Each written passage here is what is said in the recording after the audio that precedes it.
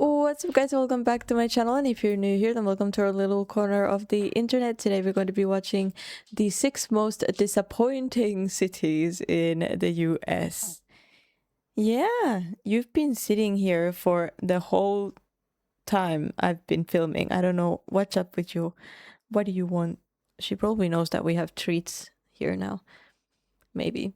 But yeah, let's see what this video is about. I'm scared.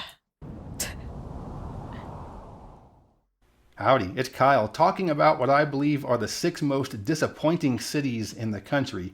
Not the 6 worst cities per se, but places I think should be better based on its really good geography or history. I feel like these are going to be very known cities for some reason, but I hope not, because I don't want to be disappointed, you know? In the poker game of life, these cities were dealt a full house, but maybe didn't play it right, maybe even folded. So here I want to talk about the good geography and history these cities have, but also why they're disappointing because they haven't lived up to their full potential. I'm going to start with Stockton, California. It's located in the Central Valley at the north end of the San Joaquin portion near the San Joaquin River and Sacramento River Delta. There are 325,000 people in the city of Stockton and 823,000 in San Joaquin County. Both are growing slowly, so it's a pretty big city and a big county as well. It looks really nice. I wonder if that thing here is a mall or what that is. Looks nice. It's home to a major deep water port. It's the 4th busiest port in California behind Los Angeles, Long Beach, and Oakland, so it's busier than San Diego's port. The city is also home to the University of the Pacific. This is a pretty high-level university, especially in pharmacy and business. And not just that, but the San Joaquin Valley is the largest agricultural producing region in the country. So with that, there's agribusiness and other things going on there, including shipping out of agricultural products. And the city is very strategically located within the state. It's about 40 miles to the Sierra Nevada, about 45 miles to Sacramento, about 60 miles to the San Francisco Bay, about 100 miles to Yosemite National Park, Nice. and about 100 miles to Santa Cruz on the coast. In the But middle of nonetheless, everything. despite it being close to all those great things, having that very important deep water port, having a top university there, the city is a bit of a dump. And in fact, crime throughout the city is very high, both violent and property crime. There's a serious problem with gangs. There's a major drug problem there as well. And it just seems like the city is always facing some type of economic or other type of issue. Oh my, I've never seen a statistic like this where they say murders, rapes, robberies, assaults, burglaries, thefts, auto theft, arson. Wow. 2,296 assaults in 2025. That's crazy. And it just seems like the Per 100,000 people. city is always facing some type of economic or other type of issue. And if there was, he say 300,000 people? It's like 3 times that, no? So like 6,000, 7,000 assaults. I'm not laughing, by the way, because it's funny, but that's crazy. And famously, in 2012, the city filed for bankruptcy.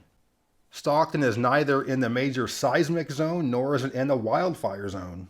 Now, with it being right there on the river near the delta, of course, flooding can be an issue, but as long as you're outside of the floodplain, it's pretty much disaster-free there.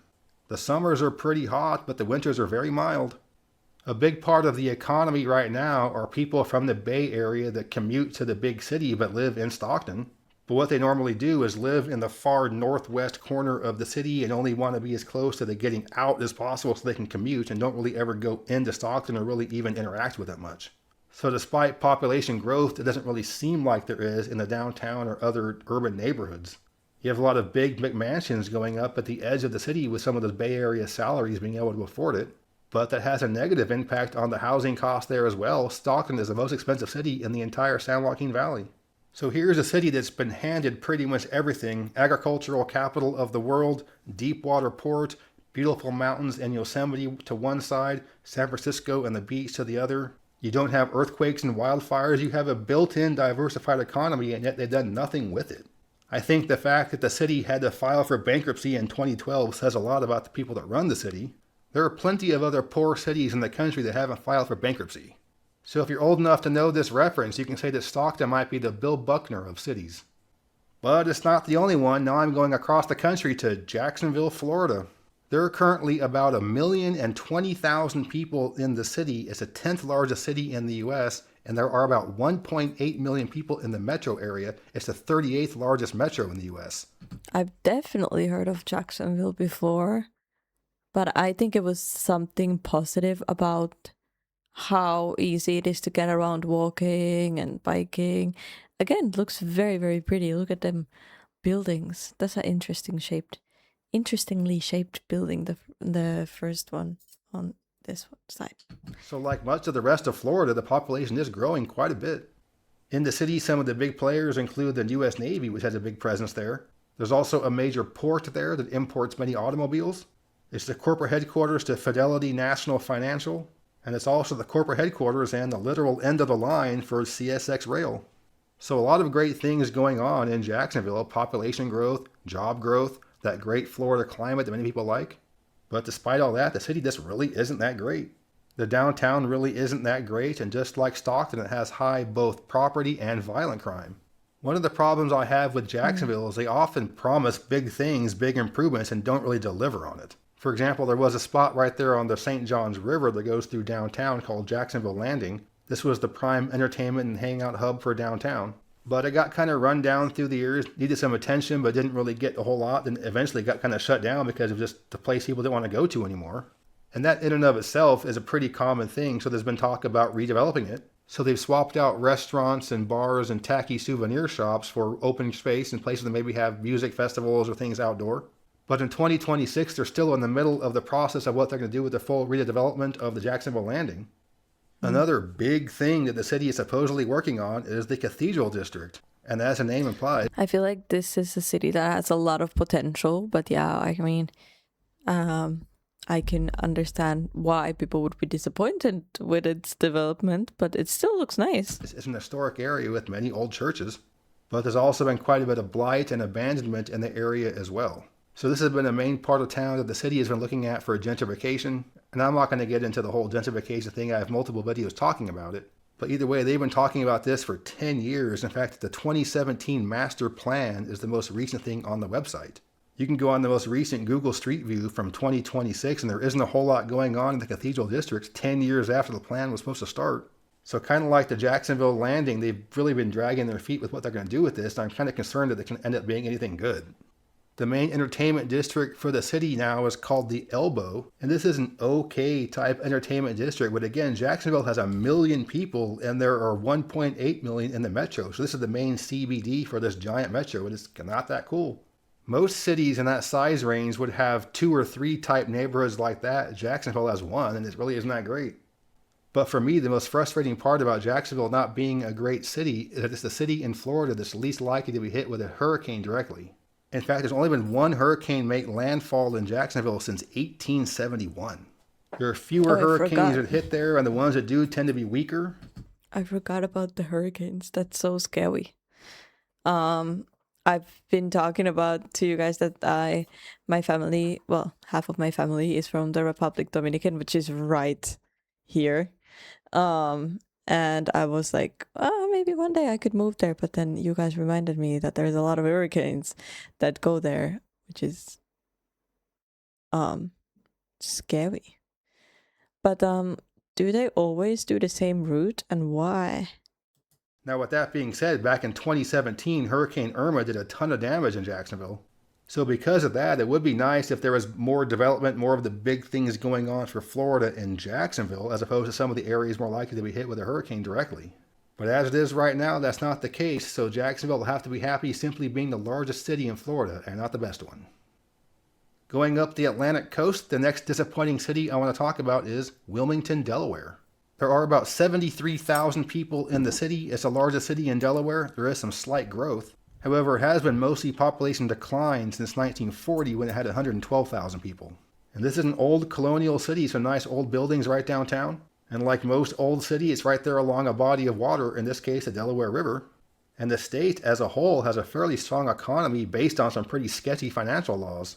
The state is where most credit cards are headquartered. It's also home to many banking and insurance companies. And despite places like Texas and California saying they're home to corporations, actually most of them are headquartered in Delaware.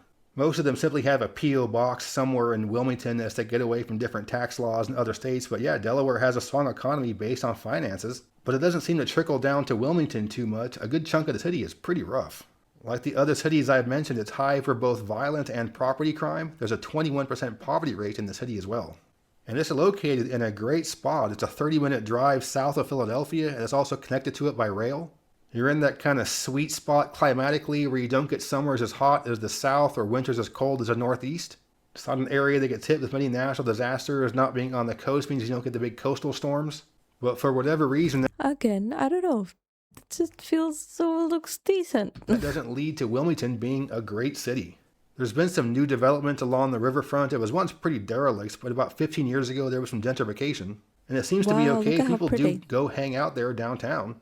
But the city only has 73,000 people, so it isn't really that big. And a lot of the residential areas in the city are kind of rough, but many of the people that come into downtown are coming from the suburbs. And Delaware as a whole is kind of like New Jersey. It's almost like one giant suburb. But you think about some cities in the same general size range in the same general part of the country, they're much nicer. So somewhere like Annapolis, Maryland, or Stamford, Connecticut, or perhaps its brother in name, Wilmington, North Carolina. Wilmington does have some genuinely good things going for it. The downtown is okay with a nice historic district, but for whatever reason it hasn't really translated into people wanting to live in Wilmington, wanting to own one of those old homes.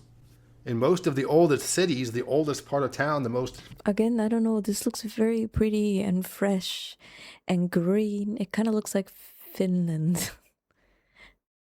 A little bit, depending on how you look at it. Beautiful historic homes are also really expensive. And not that they're dirt cheap in Wilmington, but you would expect them to be a lot more expensive based Not that architecture though. on the age and where it's located. So yeah, I wouldn't say Wilmington is a terrible place, but just as the point of this video is, it's a bit disappointing because it should be better. Heading just a little bit southwest of there, another city that should be a lot better, that's Baltimore. I've been to every major city in the US and Baltimore a few times, and it's pretty rough. I think with Detroit having made some improvements over the past 20 years, Baltimore is Really? now at the bottom of the list in terms of the quote-unquote worst cities in the US. Look at how nice the port looks though. That's really pretty. It looks I don't know. It looks very like futuristic and old at the same time. For me, I would say some of the more Sunbelt car-oriented towns of the South are worse, but in terms of just what normally people think of as horrible cities, Baltimore probably takes the cake right now. It has a very large part of its aerial footprint that would be considered slum or abandoned. There really aren't that many good neighborhoods in the city, so much of the town is just run down. Downtown is struggling quite a bit with both business and tourists, and kind of like the Jacksonville landing, the inner harbor has kind of declined through the years. And the last time I was walking around downtown Baltimore was a couple of years ago on a weekday at maybe 10 a.m. and there was just nobody really on the street. You would expect people to be walking around kind of business That sounds like the dream. type things going on in the CBD of a big city, but I didn't really see much of that going on. There are some nice, interesting neighborhoods in Baltimore, especially as you go east and southeast from downtown. Just to the east of downtown is the historic area of Fells Point, a lot of bars and nightlife there. To the east of there is the Canton neighborhood, probably the best neighborhood in the city. And this is one of those cool urbanist neighborhoods, a lot of great local restaurants and shops. It's right along the outer harbor and also has good connection to public transit. There's also a pretty interesting neighborhood called Charles Villas to the north of downtown. And that's the area around Johns Hopkins University, but that's a pretty small area and it's surrounded by really high crime slums to both the east and west. But for a city the size of Baltimore, there really should be a lot more than just Canton or Charles Village for cool neighborhoods. For example, St. Louis, a city that's struggling a lot with high crime as well, it's half the size of Baltimore but has more fun, cool neighborhoods. I think a big disappointment for Baltimore over the past few years has been the redevelopment of the Baltimore Peninsula. This was expected to be this huge major redevelopment, this huge urbanist project.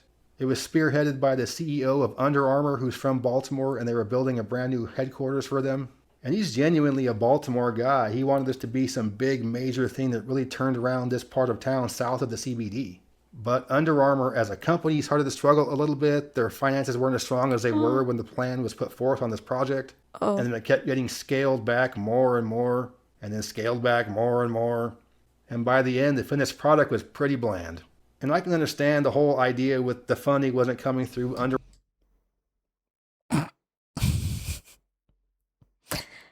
I mean, it's a building Armor wasn't for making the sure. money it was before. But I think in the case of a major project, when you have to keep downsizing and taking this out and taking that out, you're better off just scrapping the entire thing and starting over.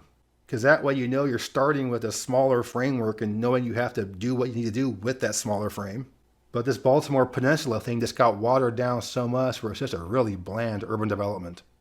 But based on where it's located, right there in the mid-Atlantic, all the same kind of great climatic things that Wilmington has, you're halfway between beaches and mountains, a lot of great things going on with Baltimore's geography. It does look very, very like calm. Like I could see here like maybe 3 cars driving on the road, like very quiet. But despite all that, the city continues to struggle, and that's why I have to have it in this video about most disappointing cities.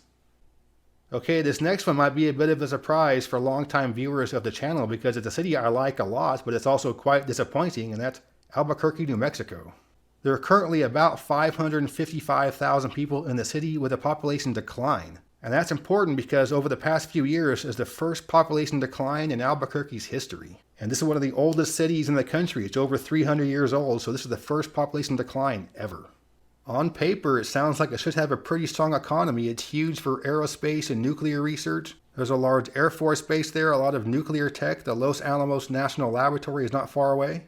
It's also a big state for film production. Netflix has one of their big studios. This looks more like Spain than Finland. See, I don't say always it looks like Finland. This does not look like Finland, but it looks really pretty too. There. As a state, New Mexico is in the top 10 in the U.S. for oil, natural gas, and dairy. Plus, with beautiful scenery and unique culture, there's a lot of tourism there as well. So, aerospace, nuclear research, agriculture, energy, tourism, diversified economy like that, certainly it's going to be a super nice place, really wealthy, right? And of course the answer is no.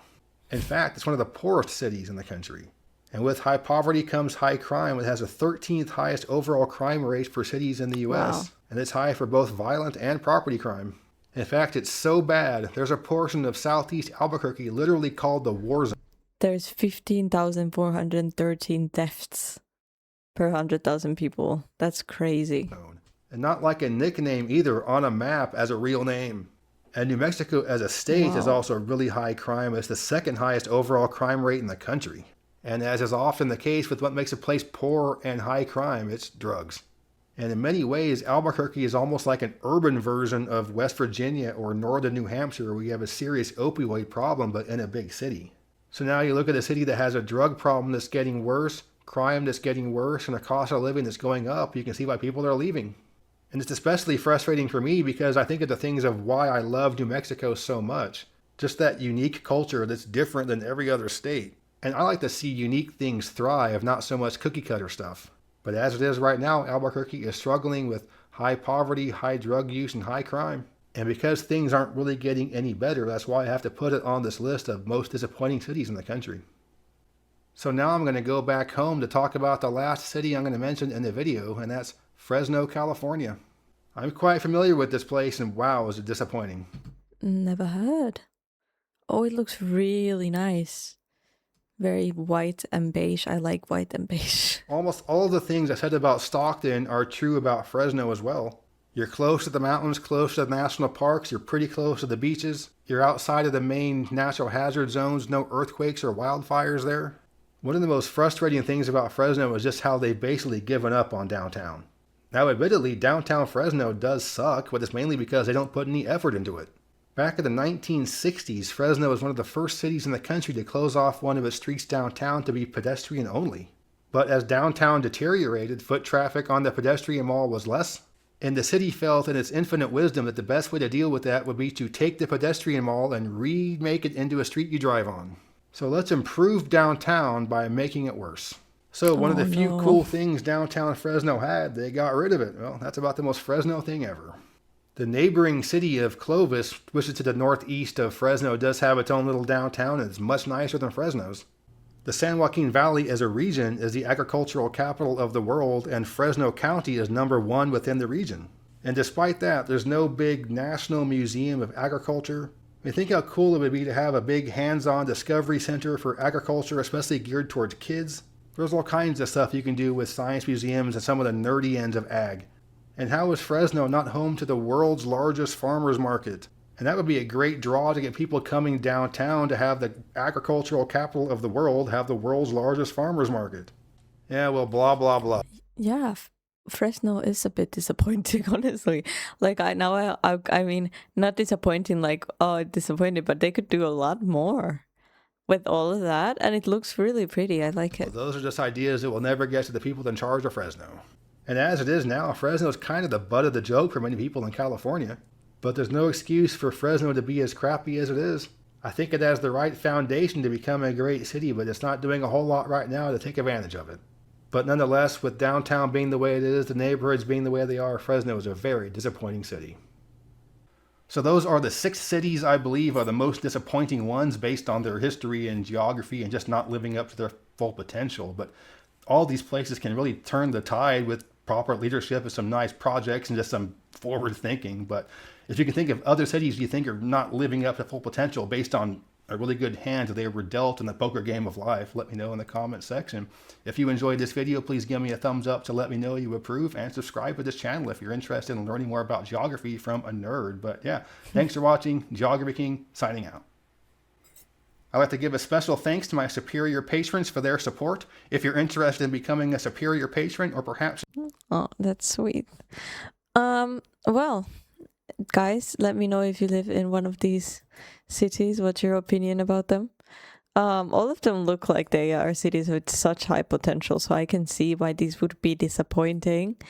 I think what I would root for mostly is New Mexico and Fresno. I really like the last one. It's a shame. These are all beautiful though, and I would live in any of them, honestly. So, but thank you guys for joining me for this video. I really hope you enjoyed it. Please leave a like, subscribe if you haven't yet, and I'll see you guys in the next video.